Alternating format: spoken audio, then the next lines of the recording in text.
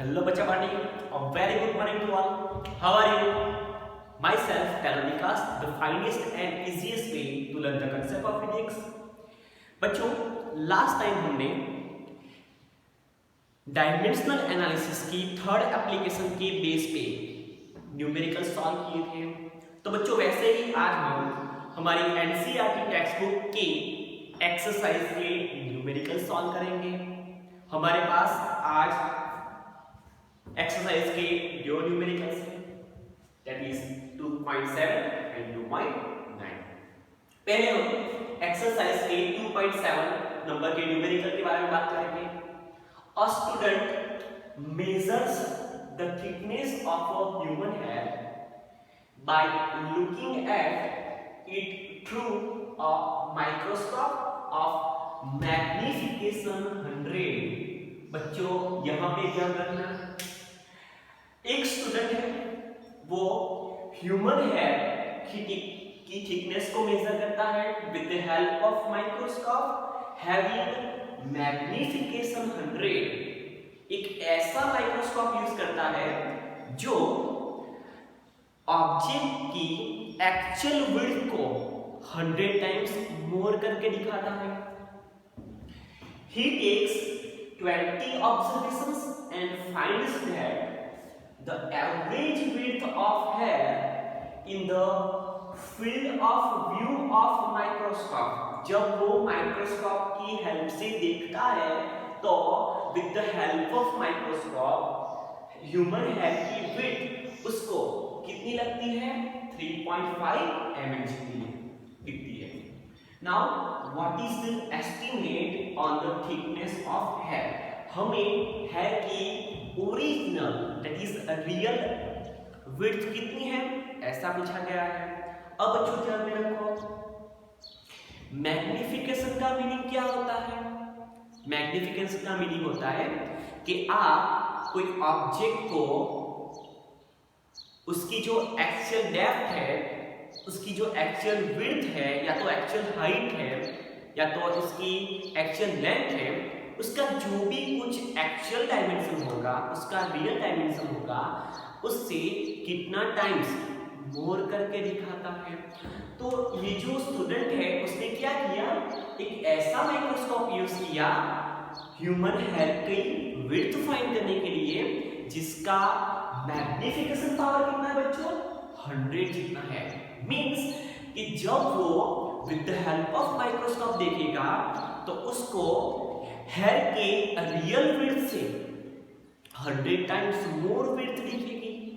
Okay, तो हम ऐसे भी अगर ये क्वेश्चन एमसीक्यू में आता है तो हम ऐसे भी सॉल्व कर सकते हैं कि जब वो स्टूडेंट माइक्रोस्कोप से ह्यूमन हेयर को ऑब्जर्व करता है तो उसको क्या लगता है? 3.5 mm जितनी विड्थ लगती है।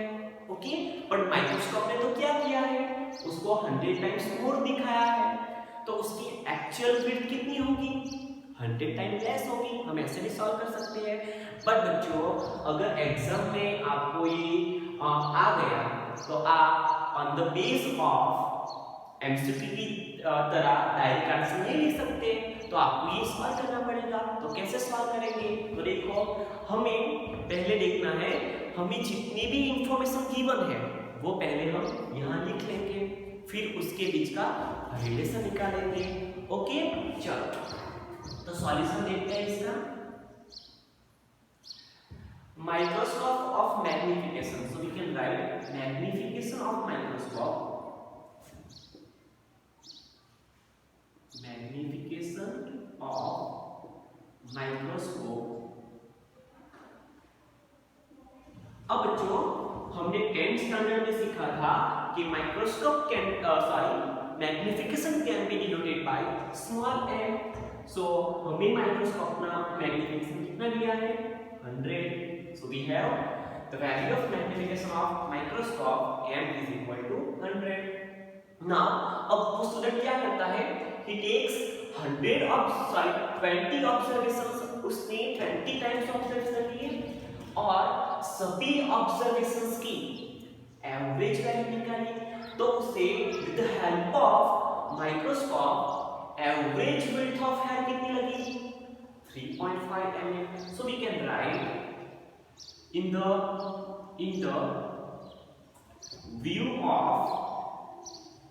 view of microscope,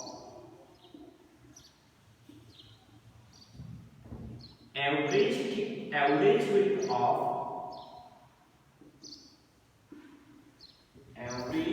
width of human hair is 3.5 mm. अब बच्चों ध्यान में रखो 3.5 mm जो हेयर की विड्थ है वो एक्चुअल विड्थ नहीं है। माइक्रोस्कोप से देखने से हमें पता चला कि उसकी विड्थ कितनी है? 3.5 mm है। तो ये वर्चुअल विड्थ होगी, ह्यूमन हेयर की with the help of microscope. पर बच्चों हमें ह्यूमन हेयर की रियल विड्थ फाइंड करनी है। So we can write real width of human hair.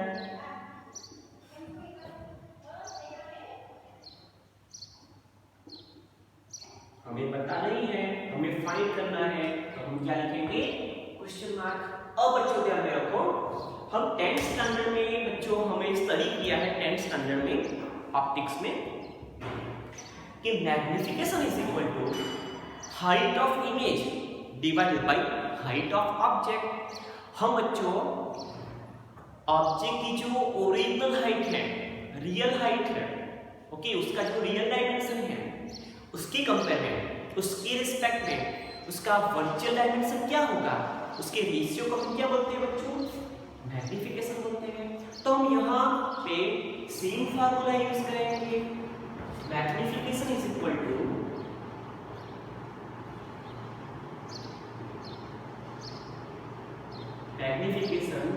Small m is equal to virtual width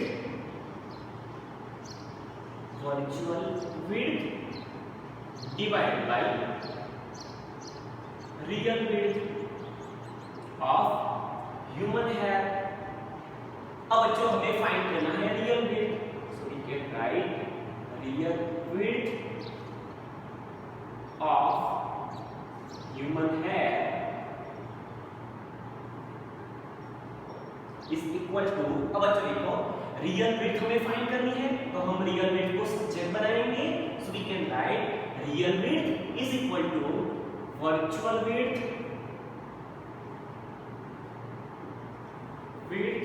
of human hair remain as it is on right hand side part of equation divided by magnification small m।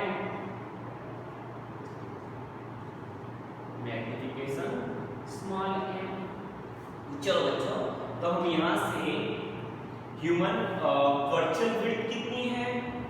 3.5 mm कितनी है? Divided by magnification कितना है? 100 जितना है। तो हमें real width कितनी मिलेगी? 3.5 mm।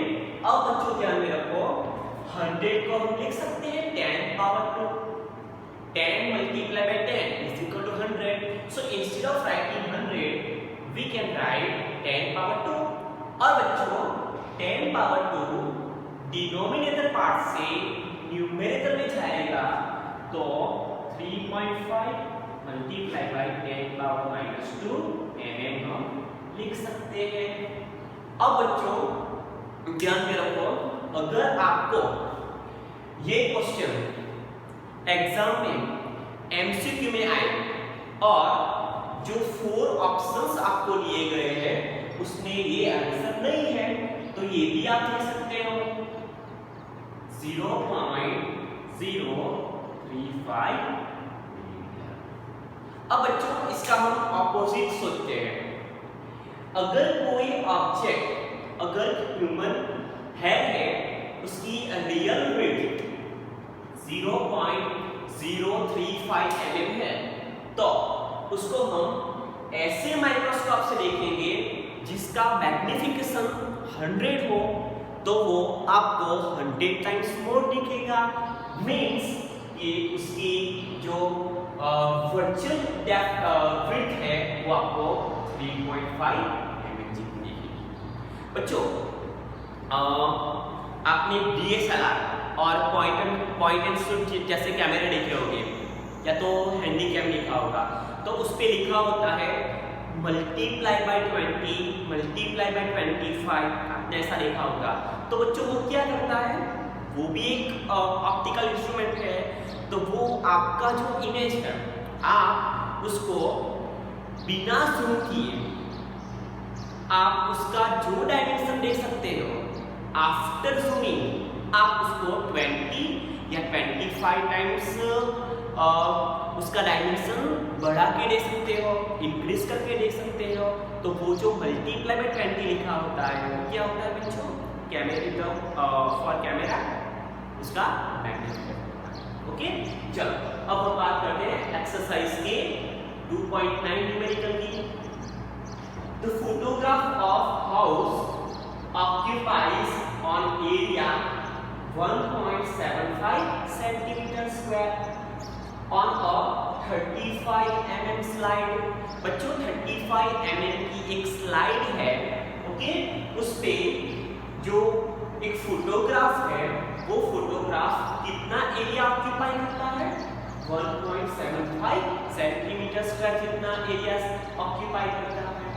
Now the slide is projected on a screen and the area of the house on the screen is 1.5 mm square। अब बच्चों ये जो प्रोजेक्टर की बात की है ना, वो एक टाइप का प्रोजेक्टर आता है, उसको हम बोलते हैं overhead projector.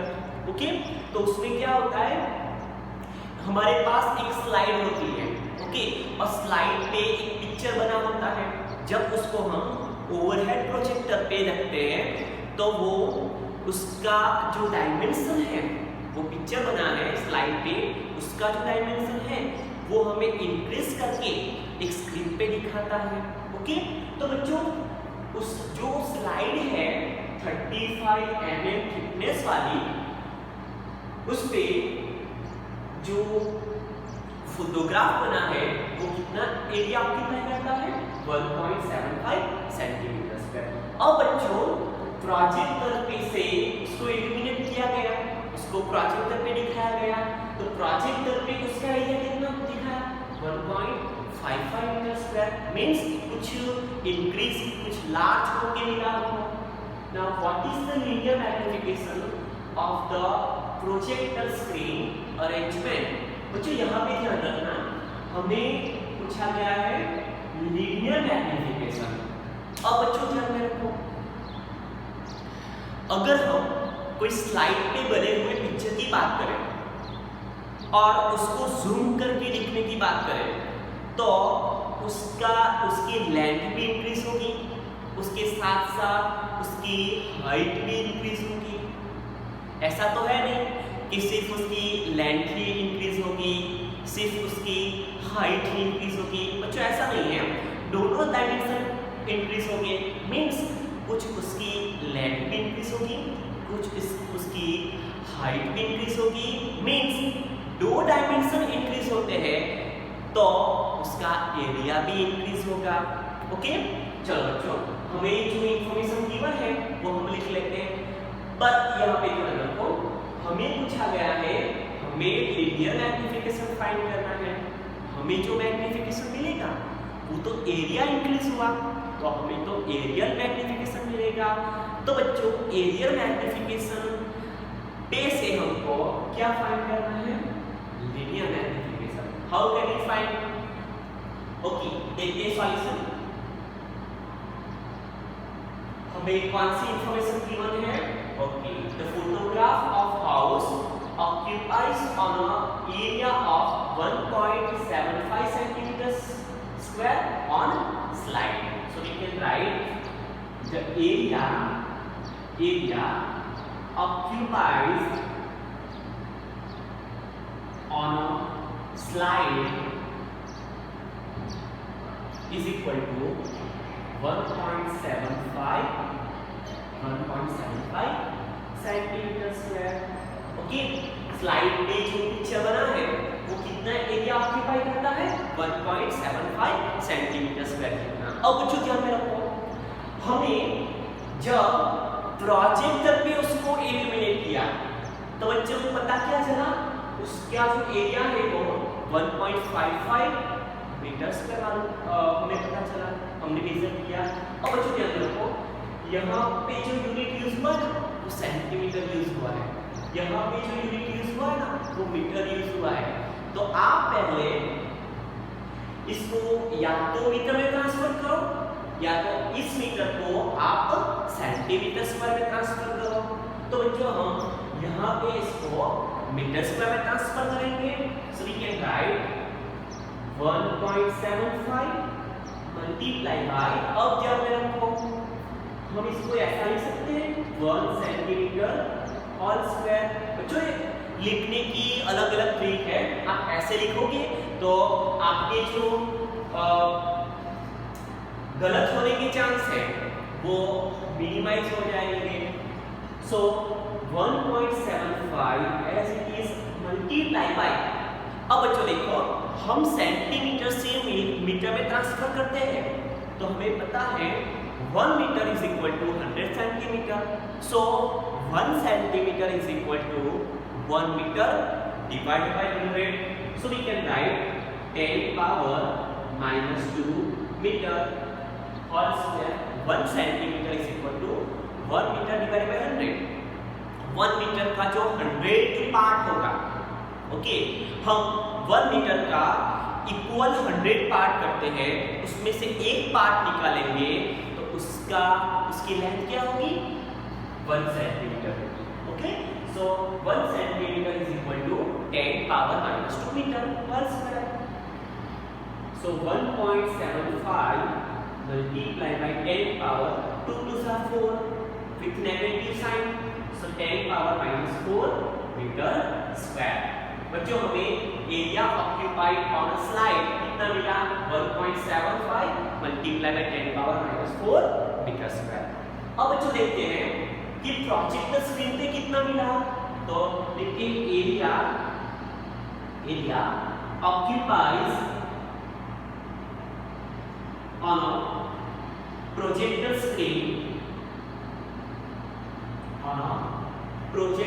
Screen is equal to, हमें दिया गया है 1.55 मीटर स्क्वायर।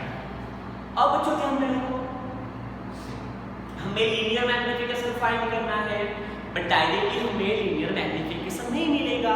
क्यों? क्योंकि जब वो स्लाइड वाले पिक्चर को प्रोजेक्टर स्क्रीन पे जब हम देखते हैं तो उसका लेंथ भी इंक्रीज होती दिखती है, उसकी हाइट भी इंक्रीज होती दिखती है, मींस कि उसका कुछ एरिया इंक्रीज होता दिखता है। सो बच्चों हमें डायरेक्टली क्या मिलेगा, एरियल मैग्निफिकेशन मिलेगा। So we can write aerial magnification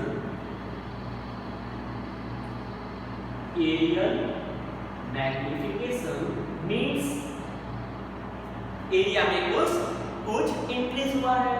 so aerial magnification small m is equal to, अब बच्चों देखो जब भी मैग्निफिकेशन आए तो एक फॉर्मूला ब्रह्मास्त्र है, याद रखना, उसका कुछ virtual dimension with respect to real dimension. Okay, so हम यहाँ पे लिखते हैं वर्चुअल कौन सा हो गया, area occupies on a projector screen, उसका एक्चुअल एरिया कितना है 1.75 centimetre square. Okay, but projector पे देखा तो कितना मिला हमको 1.55 मीटर स्क्वायर। सो ये क्या हो गया virtual area. So we can write virtual area divided by उसका actual that is real area कौन सा है, यहाँ पे हमें मिला on slide. So real area, so aerial magnification small m is equal to virtual area है हमारे पास 1.55 metre square divided by real area है हमारे पास 1.75 multiply by 10 power minus 4 metre square. अब बच्चों हम 1.55 को 1.75 से डिवाइड करेंगे तो हमें आंसर मिलेगा 1.55 डिवाइडेड बाय 1.75 0.8857 0.8857। ओके, अब बच्चों क्या करना है, डिनोमिनेटर पार्ट में 10 पावर -4 है, वो न्यूमरेटर में जाके 10 पावर 4 हो जाएगा। अब बच्चों क्या करना है, ये जो मैग्निफिकेशन है ना वो यूनिटलेस क्वांटिटी है, ऊपर भी मीटर स्क्वायर नीचे भी मीटर स्क्वायर। बच्चों आपको एग्जाम में क्वेश्चन आ सकता है, what is the unit and dimensional formula of magnification. Okay, so ये जो मैग्निफिकेशन है वो यूनिटलेस फिजिकल क्वांटिटी है, और ये जो यूनिटलेस फिजिकल क्वांटिटी है तो उसका डायमेंशन क्या होगा, 0, सो वो डायमेंशनलेस भी हो जाएगी। अब मीटर स्क्वायर कैंसिल आउट हो गया, सो हमें एरिया मैग्निफिकेशन का फार्मूला वैल्यू क्या मिली, 0.8857 मल्टीप्लाई बाय 10 पावर 4। बच्चों ये जो एरिया मैग्निफिकेशन है वो दोनों डायमेंशन को इंक्रीज करने के लिए हमें सिर्फ एक ही डायमेंशन फाइंड करना है, दैट इज लीनियर मैग्निफिकेशन। तो बच्चों हम कुछ ऐसा करें कि ये जो एरिया मैग्निफिकेशन है वो लीनियर मैग्निफिकेशन में कन्वर्ट हो जाए।